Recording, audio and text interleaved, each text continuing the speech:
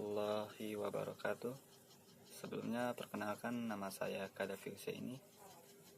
Saya adalah mahasiswa di kampus Tiami, kampus D Depok, jurusan Administrasi Publik. Sebelumnya saya akan mempresentasikan tugas kuliah saya, yaitu mata kuliah Teori Administrasi bab 3 tentang perkembangan paradigma dalam studi administrasi negara. Baiklah, mari kita mulai. Jadi, paradigma dalam studi administrasi negara ada 5 perkembangan dalam sejarahnya. Yang pertama, dikotomi politik administrasi yang terjadi 1900 sampai 1926. Yang kedua, prinsip-prinsip administrasi publik dari 1927 sampai 1937. Yang ketiga, administrasi sebagai ilmu politik dari tahun 1950 sampai tahun 1970. Yang keempat, administrasi sebagai ilmu administrasi dari tahun 1956 sampai tahun 1970. Dan yang terakhir, administrasi sebagai administrasi publik dari tahun 1970 sampai sekarang. Dari tahun 1900 sampai tahun 1926 yaitu dikotomi politik administrasi. Di periode ini ditandai dengan peluncuran buku yang ditulis oleh Frank Goodnow dan Leonardo D. White. Dinyatakan oleh Goodnow bahwa pemerintahan mempunyai 2 fungsi, yaitu pertama, fungsi politik yang menyangkut pembuatan kebijakan atau pengekspresian kemauan negara. Yang kedua, fungsi administrasi yang menyangkut pelaksanaan dari kebijakan yang telah dibuat. 2 fungsi ini dicontohkan dengan baik oleh sistem pemisahan kekuasaan di Amerika Serikat. Meskipun pada dasarnya Goodnow berpendapat bahwa administrasi publik semestinya terpusat pada birokrasi pemerintahan. Administrasi publik memulai memperoleh legitimasi akademik pada tahun 1920-an, khususnya setelah terbit karya Leonard D. White. White secara tegas menyatakan bahwa politik seharusnya tidak mencampuri administrasi, dan administrasi publik harus dianggap sebagai studi ilmiah dan dapat bersifat bebas nilai. Sedangkan misi pokok administrasi publik adalah efisiensi dan ekonomis. Pada periode pertama ini terlihat dengan jelas bahwa studi administrasi lebih menekankan pada lokus atau tempat di mana administrasi itu berada. Periode kedua yaitu tahun 1927 sampai 1937. Prinsip-prinsip administrasi publik.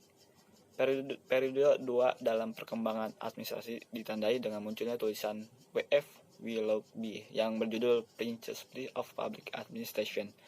Pada masa perkembangan ini diasumsikan ada beberapa prinsip administrasi yang bersifat universal, berarti tidak dibatasi oleh dimensi ruang dan waktu.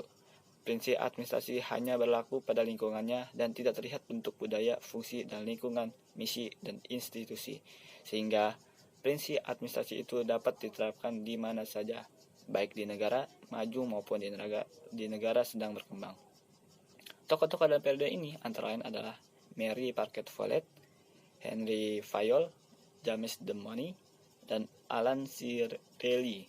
Para pakar teori organisasi sering menamai tokoh-tokoh tersebut sebagai penganut mazhab manajemen administrasi, karena fokusnya pada hierarki dalam organisasi. Tokoh lain yang juga muncul dalam periode ini adalah Luther H.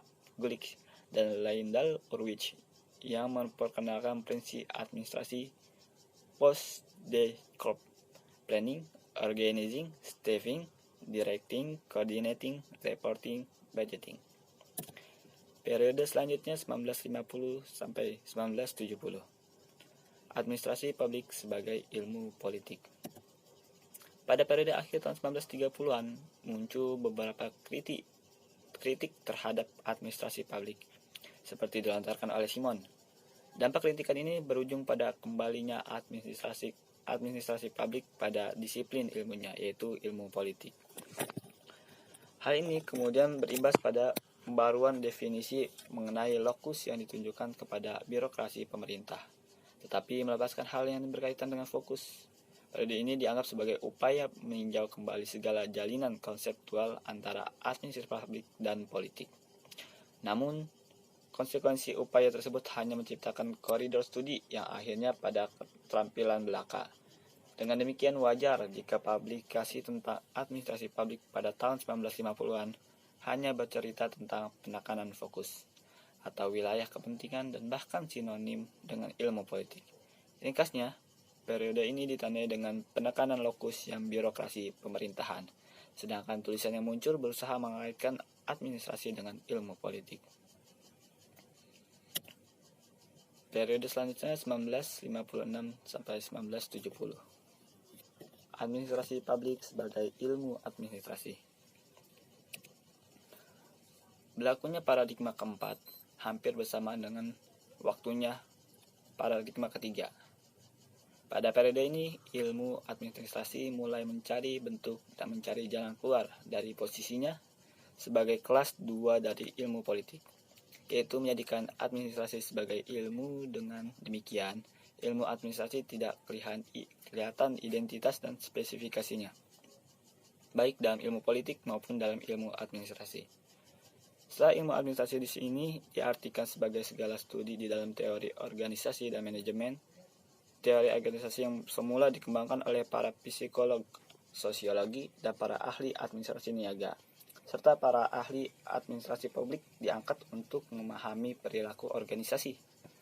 Sementara itu, ilmu manajemen lebih berdasar pada hasil penelitian dari para pakar statistik, analisis sistem, ekonom, dan pakar administrasi publik dengan tujuan untuk meningkatkan efektivitas program secara lebih tepat dan efisien.